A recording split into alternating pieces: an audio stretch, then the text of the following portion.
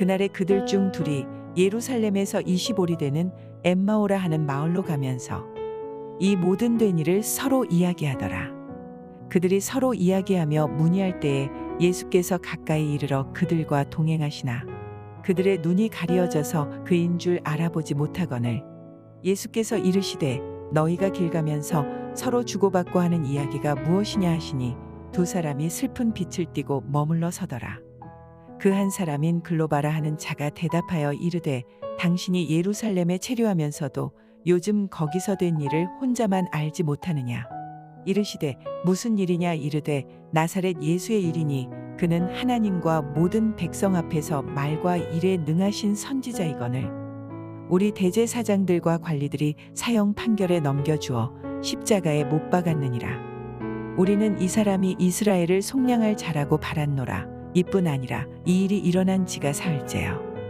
또한 우리 중에 어떤 여자들이 우리로 놀라게 하였으니 이는 그들이 새벽에 무덤에 갔다가 그의 시체는 보지 못하고 와서 그가 살아나셨다 하는 천사들의 나타남을 보았다 함이라. 또 우리와 함께 한 자 중에 두어 사람이 무덤에 가 과연 여자들이 말한 바와 같음을 보았으나 예수는 보지 못하였느니라 하거늘 이르시되 미련하고 선지자들이 말한 모든 것을 마음에 더디 믿는 자들이여 그리스도가 이런 고난을 받고 자기의 영광에 들어가야 할 것이 아니냐 하시고 이에 모세와 모든 선지자의 글로 시작하여 모든 성경에 쓴 바 자기에 관한 것을 자세히 설명하시니라. 그들이 가는 마을에 가까이 가매 예수는 더 가려 하는 것 같이 하시니 그들이 강권하여 이르되 우리와 함께 유하사이다. 때가 저물어 가고 날이 이미 기울었나이다 하니 이에 그들과 함께 유하러 들어가시니라. 그들과 함께 음식 잡수실 때에 떡을 가지사 축사하시고 떼어 그들에게 주시니 그들의 눈이 밝아져 그인 줄 알아보더니 예수는 그들에게 보이지 아니하시는지라. 그들이 서로 말하되 길에서 우리에게 말씀하시고 우리에게 성경을 풀어주실 때에 우리 속에서 마음이 뜨겁지 아니하더냐 하고 곧 그때로 일어나 예루살렘에 돌아가 보니 11 제자 및 그들과 함께 한 자들이 모여 있어 말하기를 주께서 과연 살아나시고 시몬에게 보이셨다 하는지라. 두 사람도 길에서 된 일과 예수께서 떡을 떼심으로 자기들에게 알려지신 것을 말하더라. 3월 29일 화요일 새벽 말씀 큐티를 시작하겠습니다. 오늘 본문은 엠마오라는 곳을 향해서 내려가고 있었던 두 제자를 만나 주신 예수님의 부활하신 사건입니다.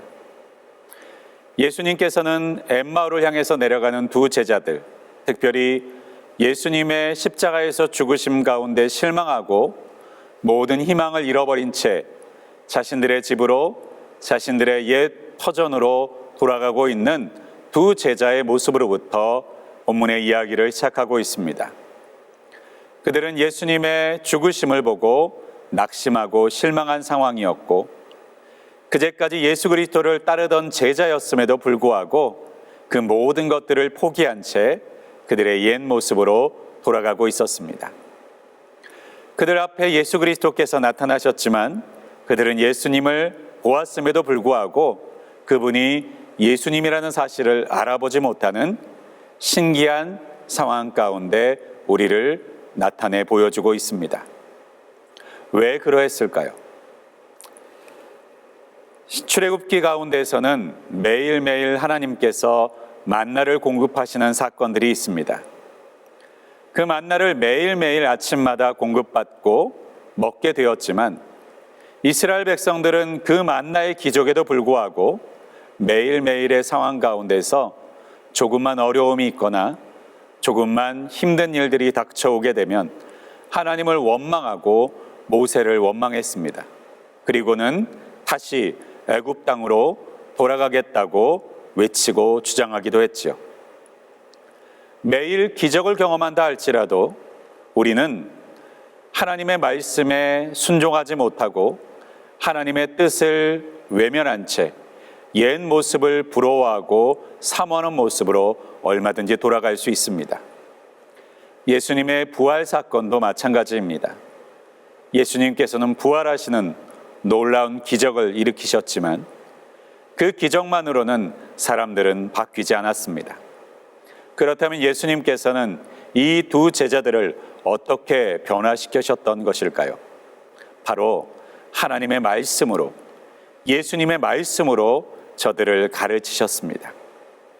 예수님께서는 두 제자들에게 하나님의 말씀을 가르치기 시작하십니다. 예수님께서 어떤 말씀을 전하셨었는지 그들로 하여금 떠올리게 해주셨습니다. 구약 성경 가운데는 메시아가 어떻게 고난을 받고 어떻게 그 고난을 통해서 인류를 구원하게 되실 것인지 그 예언들을 풀어주기 시작하셨습니다. 그때 이 제자들의 마음은 뜨거워지기 시작했습니다. 마음이 뜨거워지는 이 현상들, 여러분 가운데서도 경험해 보신 적이 있으실 것입니다. 성경을 써주신 성령께서 우리의 마음 가운데 감동하여 주실 때, 우리는 말씀을 듣고 있을 때 마음이 뜨거워지는 경험을, 말씀이 꿀송이와 같이 달콤한 경험을 하게 되죠. 바로 그들의 마음 가운데 하나님의 말씀을 통해 성령이 일하시기 시작하셨던 것입니다. 그때 그들은요, 비로소 예수 그리스도를 알아볼 수 있게 되었습니다. 그들의 눈이 열려서 예수님의 부활을 인정할 수 있게 되었습니다. 성령께서는 조명하시는 영이라고 부르기도 합니다. 이 조명이라는 것은 바로 어둠 가운데서 빛이 비추었을 때 우리가 물체나 사물들을 알아볼 수 있게 되는 것을 의미합니다. 성령의 조명하심을 통해서만 우리는 하나님의 말씀을 온전하게 깨달을 수 있고 예수님께서 해주신 말씀들이 믿어질 수 있는 것이죠. 오늘 이 새벽 가운데서도 하나님의 말씀이 믿어지고 그 말씀이 깨달아지도록 도우시는 성령의 조명하심을 경험하는 저와 여러분이 되시기를 주님의 이름으로 간절히 축원드립니다. 또 한 가지, 예수님을 온전하게 알아보지 못했던 이 제자들을 향해서 예수님께서는 더디 믿는 자들이라고 책망하셨습니다. 더딘 믿음을 가진 자들이라는 뜻이죠. 왜 예수님께서는 그토록 인내하시고 기다려주시는 분이셨음에도 불구하고 왜 이들의 더딘 믿음을 책망하셨던 것일까요?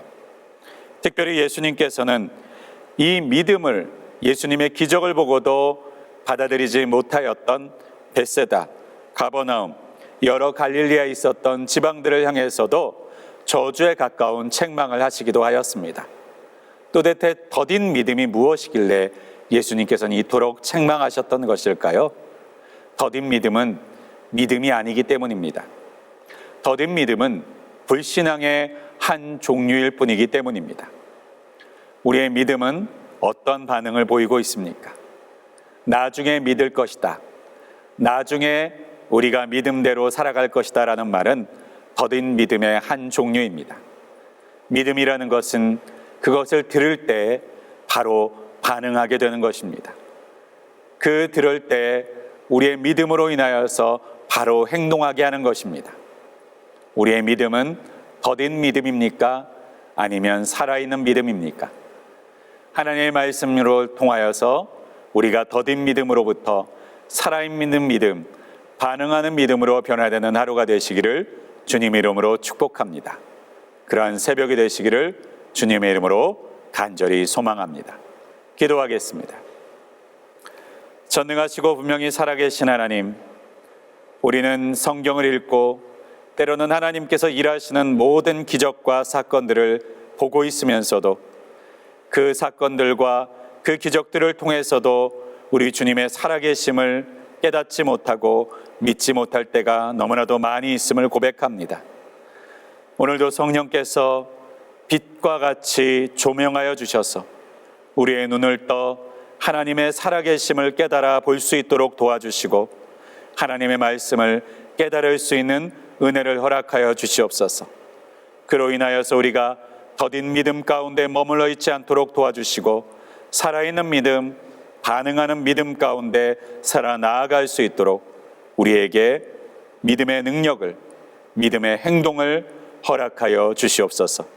이 모든 말씀 우리 주 예수 그리스도의 이름으로 간절히 기도하였습니다. 아멘.